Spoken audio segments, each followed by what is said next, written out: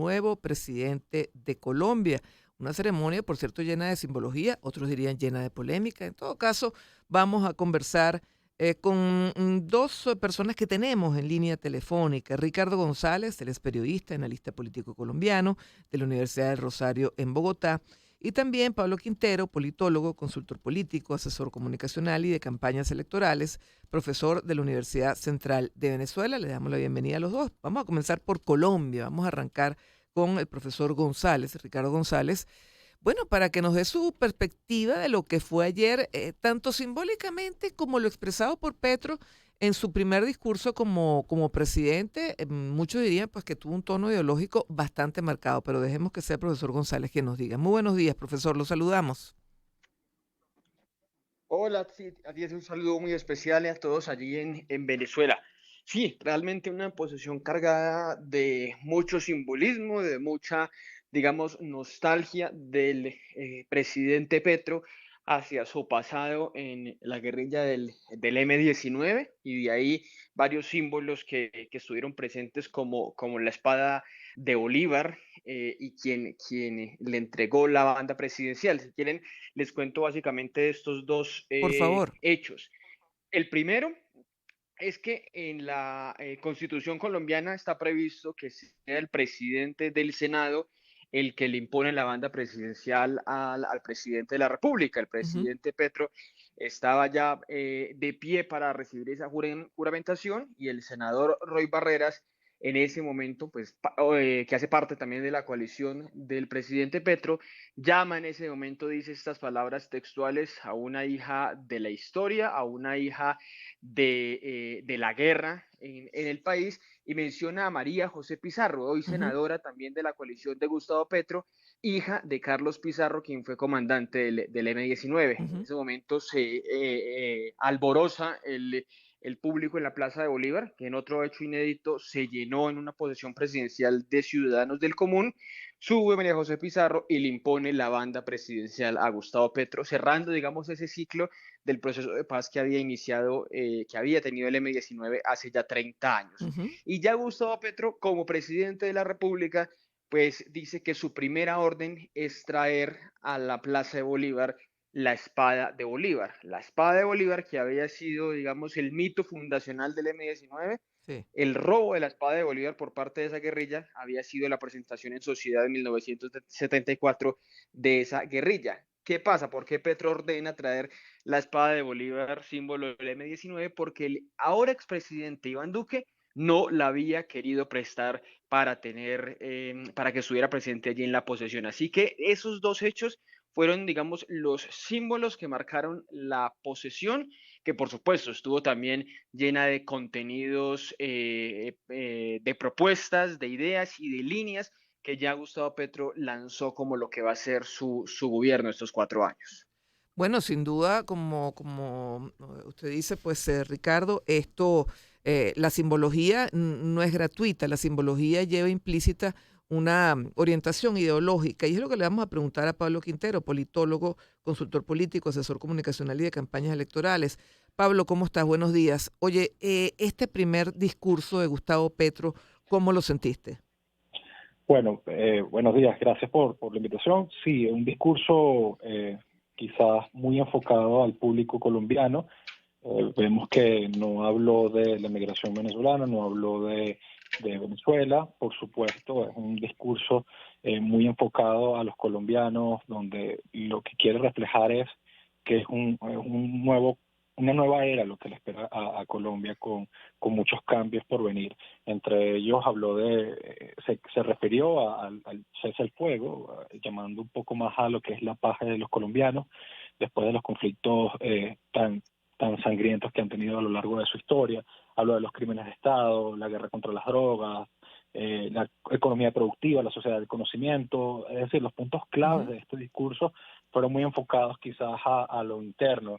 Habló también de futuro verde, preservar el Amazonas. Pedro ha hecho un esfuerzo quizás en todo lo largo de la campaña en ser inclusivo con diferentes temas de la agenda verde o temas ecológicos, temas de inclusión. Y bueno, a la puesta en escena fue muy interesante analizarla desde el punto de vista de la imagen Ujú. porque vemos una Colombia quizás un poco más unida, hablamos de más diversa también en cuanto a la imagen el día de ayer, la participación de personas, de la ciudadanía en la plaza, observando la toma de su presidente, y lo otro también quizás la puesta en escena en cuanto a las mariposas que Sí. representan la unidad, la diversidad, la paz, muchos valores interesantes, al igual que la foto oficial del presidente Petro. Y bueno, todo esto forma parte de lo que es la narrativa de cambio, un cambio que lo ha venido prometiendo a lo largo de su campaña, un cambio que lo hizo presidente, y por supuesto, como bien dice la persona, el invitado que está allá en Colombia, por supuesto, la espada de Bolívar significa, el metamensaje es: yo, ahora las cosas cambiaron, yo tengo Ujú. el poder y puedo hacerlo. Y por supuesto el elemento simbólico es parte de todo el componente también, incluso hasta ideológico, la carga ideológica que tiene este nuevo gobierno de Gustavo Petro, que muy bien, para conocimiento de todo el público, es un gobierno de izquierda, un gobierno que ha defendido una agenda social y de justicia social a lo largo de su campaña. Y bueno, parte del desafío ahora es cómo cumplir todo lo prometido a lo largo de los próximos años. Sí, Ricardo, estamos conversando con el profesor, también con el profesor Ricardo González, periodista y analista político colombiano. Ricardo, el cambio o el golpe de timón de la lucha contra las drogas, cuando Petro dice la guerra contra las drogas fracasó y hay que buscar un nuevo esquema. ¿Qué implica esto? Porque bueno, en Estados Unidos ha habido hasta efectivos norteamericanos argumentando precisamente esta lucha contra las drogas. ¿Esto qué pudiera implicar para la política incluso internacional de Colombia?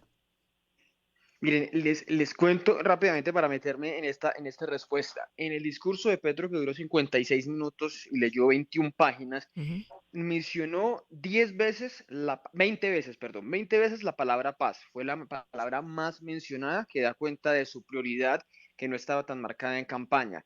Y en medio de ese discurso mencionó 10 veces la palabra igualdad y 10 veces la palabra Latinoamérica. Ujú. En esa mención o esas menciones de la palabra paz y Latinoamérica estaba implícita esa idea de una nueva política de drogas en el mundo. Él llamó a los presidentes latinoamericanos a liderar esa idea de una regulación de las drogas, diciéndoles que ya había fracasado esa idea de hace 40, 50 años de la lucha contra las drogas que había iniciado Nixon en Estados Unidos, y decía que habían pasado 100 años de la Convención de las drogas del opio y que debía abrirse ese nuevo debate ahora sobre las drogas que han matado a más de 2 millones de latinoamericanos, dice él. Entonces, ese debate que abre Gustavo Petro, por supuesto que marca otra de sus líneas a nivel internacional de lo que va a ser su gobierno, algo que en su momento intentó tímidamente el expresidente Juan Manuel Santos sin muchos resultados evidentemente, y que ahora Petro lo quiere liderar. Así que, por supuesto, que ese es el origen o el combustible, como decimos acá en Colombia, Ujú. de todo nuestro conflicto armado, y por eso Petro quiere, para lograr esa ecuación de la paz total, como él la llama, pues poder hacer una resolución en el tema del narcotráfico, que es tan sensible, por supuesto, aquí en Colombia. Sí, interesante lo que dice el profesor González, Pablo, en relación a cómo pronunció la palabra Latinoamérica y cómo estaba implícito pues ahí el tema de Latinoamérica como telón de fondo. Sobre todo, Pablo, si tomamos en cuenta que la balanza en Latinoamérica de los gobiernos está tendiendo hacia la izquierda.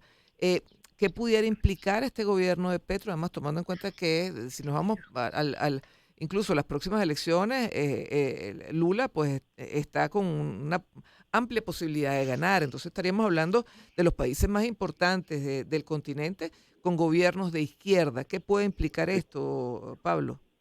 Sí, bueno, sin duda, gobiernos de izquierda que llegan al poder por la vía electoral con una propuesta de cambio. Recordemos que este año también el presidente Boric escogió el cambio, o su discurso de cambio lo llevó a la presidencia. Lula también está hablando de cambio en Brasil. Entonces vemos que la izquierda está retomando espacios de forma institucional, de forma democrática, por la vía del voto. Y esto es muy interesante analizarlo porque nos damos cuenta que la pandemia quizás trató las consecuencias políticas de la pandemia en los gobiernos actuales, en los gobiernos salientes, el impacto de verdad fue negativo de alguna forma. Bueno, de alguna manera existió una camisa de fuerza para estos gobiernos quizás prometer lo que cumplieron, porque la pandemia duró muchísimo tiempo y de alguna manera generó algunas consecuencias negativas en la economía, en lo político y en lo social. Sin embargo, en el caso colombiano es muy importante analizarlo desde el punto de vista histórico, un país, quizás una sociedad que requiere cambios profundos, y bueno, Petro capitalizó eso desde el discurso y desde la campaña. Recordemos que es la tercera oportunidad del presidente Petro para poder aspirar a la presidencia, y bueno, en la tercera la conquistó. Y bueno, vemos que sin duda parte del conjunto de cosas que van a suceder ahora son alianzas estratégicas entre países de izquierda para fortalecer quizás una línea y algunas agendas, por supuesto, de algunas organizaciones internacionales, y sin duda que es muy probable que también en el caso de Brasil, Lula da Silva gane. En las últimas encuestas vimos que en el Datafolha de Sao Paulo vemos que lleva más de 30% de ventaja, y si revisamos otras encuestas también va a estar muy por encima de Jair Bolsonaro. Entonces, quizás esta posible nueva marea rosa de alguna forma pudiera enfrentar mucho más adelante a un gobierno de los Estados Unidos para el 2024, una reelección de Biden. Se habla de reelección de Biden y se habla de una reorganización de toda la izquierda internacional, y esto va a ser muy interesante analizarlo desde el punto de vista político, sobre todo en un continente que está mutando bastante rápido, pero, insisto, mutando desde la vía electoral. Sí, esto es interesantísimo, además, este último punto, Pablo. Ahora, Ricardo González, periodista y analista político colombiano. Cuando se habla de paz total, ¿de qué estamos hablando en Colombia y cómo se puede implementar esta paz total? Bueno, hay varias condiciones al hablar de paz total en Colombia, y hay que hacer algunas diferencias porque tenemos diferentes grupos armados en Colombia. Existe el ELN, el Ejército de Liberación Nacional, con el que puede haber un tratamiento político, un tratamiento de negociación por el mismo origen del ELN, un origen, comillas, político de mitad del siglo pasado, y con él se abriría una negociación similar a la que se realizó con la guerrilla de las FARC. Ujú. Y existe esa otra negociación o más sometimiento a la justicia de los grupos narcotraficantes, entre ellos liderados por el Clan del Golfo, un clan que opera en el Golfo de Urabá inicialmente, pero que está ya en varias regiones del país, con el que habría esa estrategia de un sometimiento a la justicia. El gobierno ya da luces de que la llamaría, comillas, ley de acogimiento, para que ellos aceptaran dejar las armas a cambio de beneficios jurídicos. Una palabra que había sido, o unas palabras que habían sido muy esquivas durante estos días. Ujú. Los asesores de Petro no habían hablado exactamente de esas dos palabras, pero el presidente sí se atrevió a decirlo ayer en su discurso. Habrá beneficios jurídicos para quienes dejen las armas. Así que fue un punto muy llamativo en ese discurso del presidente Petro, minutos después de que el mismo Clan del Golfo, incluso antes de que Petro Ujú. subiera o fuera juramentado, el Clan del Golfo anunció un cese unilateral de hostilidades. El Clan del Golfo, que había matado más o menos 30 policías durante este año, más o menos 10 durante las 2 últimas semanas, había arreciado ese plan pistola contra la policía, pues anuncia este cese unilateral como un gesto para poder sentarse a hablar de ese acogimiento o sometimiento a la justicia. Pablo Quintero, politólogo, consultor político, asesor comunicacional y de campañas electorales. Ayer no se mencionó el tema migratorio de Venezuela, los más de 2 millones de colombianos, de venezolanos que están en Colombia, la apertura de fronteras. ¿Esto puede dar alguna señal de que por lo menos es un tema que en estos momentos tal vez no sería el más importante o bueno, no quería tocar temas polémicos? ¿Cuál es tu interpretación al respecto? Bueno, yo creo que es un tema importante y no va a ser ignorado por el gobierno de Petro. Sin embargo, hay que acotar que las tensiones se van a reducir entre Venezuela y Colombia. Es decir, ya se están hablando de relaciones diplomáticas, relaciones comerciales. Esto va de alguna manera a normalizarse, y por supuesto también por las coincidencias ideológicas y políticas que tienen estos gobiernos, tanto el de Nicolás Maduro como el de Gustavo Petro. Sin duda el discurso de ayer estuvo muy enfocado en los colombianos, me parece bastante atinado, pertinente, teniendo en cuenta que fue una campaña bastante luchada y donde se habló, repito, de bastante cambios profundos, y Petro aprovechó quizás la oportunidad de ese discurso en enfocarse en Colombia y en tantos problemas que tiene Colombia, más allá de la situación regional que atraviesa Venezuela y el conflicto migratorio.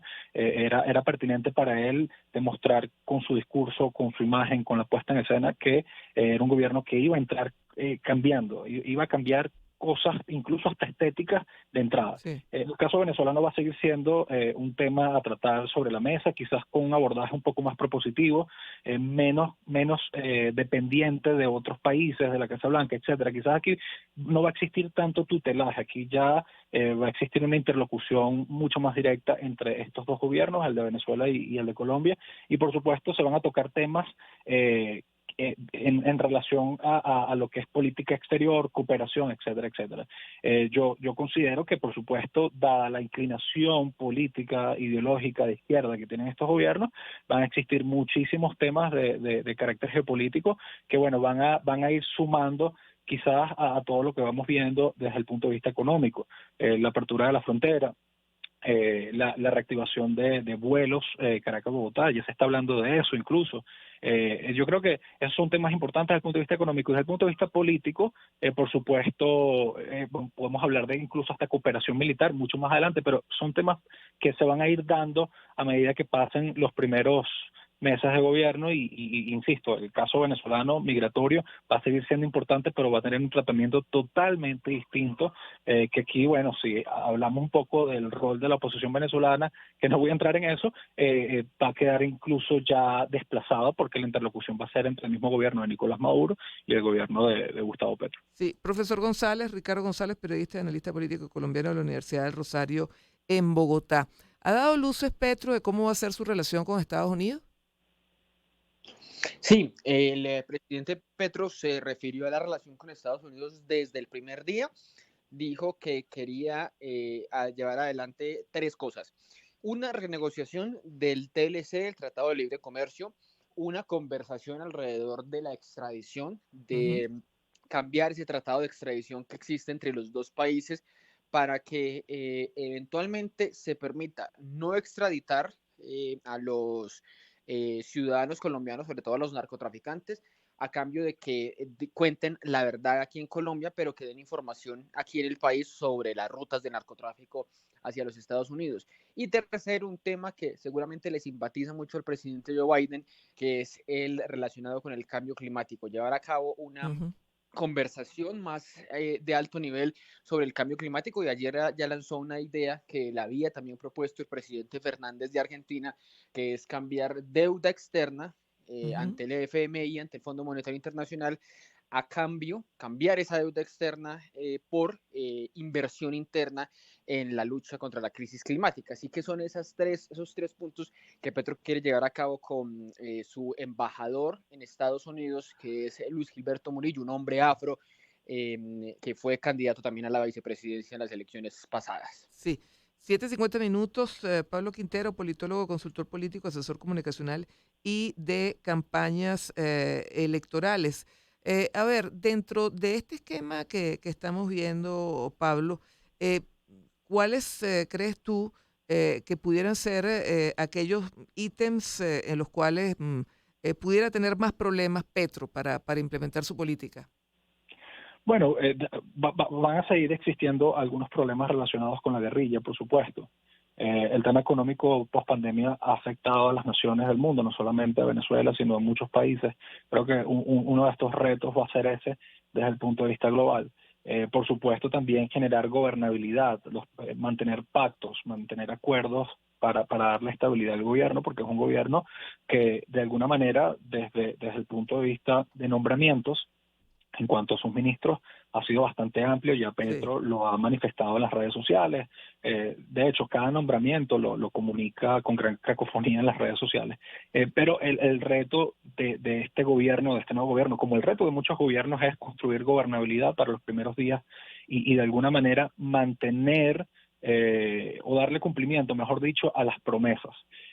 Mantener coherencia, por supuesto, mantener una narrativa de inclusión, no perderla, y de alguna manera respetar la posición de las minorías, porque a veces cuando los gobernantes llegan al poder olvidan que también gobiernan para las minorías. Ujú, ujú. Y esto yo creo que es uno de los desafíos fundamentales de un gobierno que habló de bastante unidad, un gobierno que habló de bastante paz, un gobierno que habló de inclusión, un gobierno que ha prometido cesar el conflicto armado en Colombia, un tema bastante sensible para los colombianos, y yo creo que es una de las grandes tareas, precisamente es mantener la interlocución con sectores que son adversos a las políticas de Gustavo Petro y de alguna manera no le dieron su apoyo. Yo creo que esto es fundamental, recordando que estos sectores, quizás de la derecha o algunos sectores que no precisamente son de la izquierda que acompaña al presidente, tienen bastante influencia y peso económico en el sistema político colombiano, el sector conservador como tal. Entonces yo creo que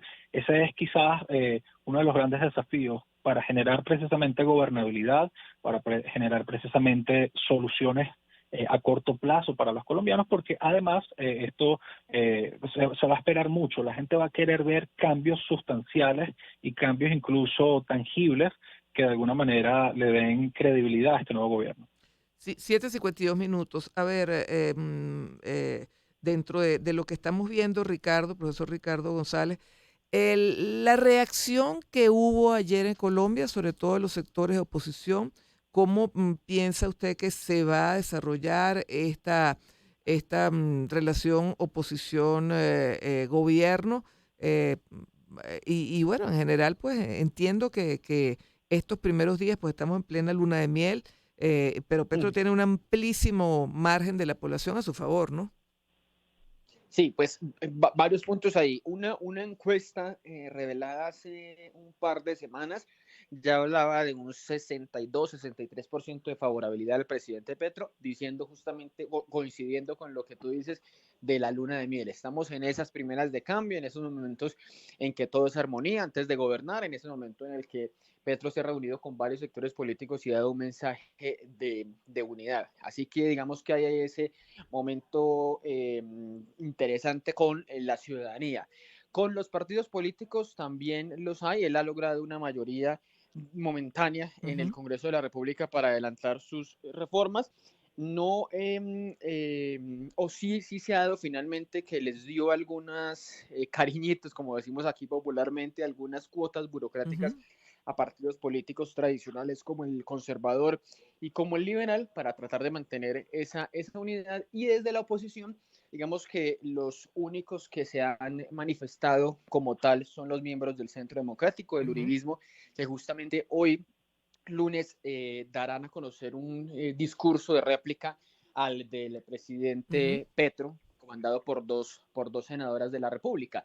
Así que la oposición ya está lista, está conformada por el uribismo. Veremos si más sectores se le van sumando a medida que va avanzando el gobierno de Petro o quedan ellos solos únicamente como opositores del presidente colombiano, ya que el discurso que ha manejado Petro es de un gran acuerdo nacional, Ujú. como él lo ha hablado, y también dice él, respetar la oposición para no perseguirla ni política ni judicialmente, es lo que ha dicho él Sí. también en el discurso de las últimas horas. ¿Y es posible un gobierno de unidad nacional? ¿Lo ve posible?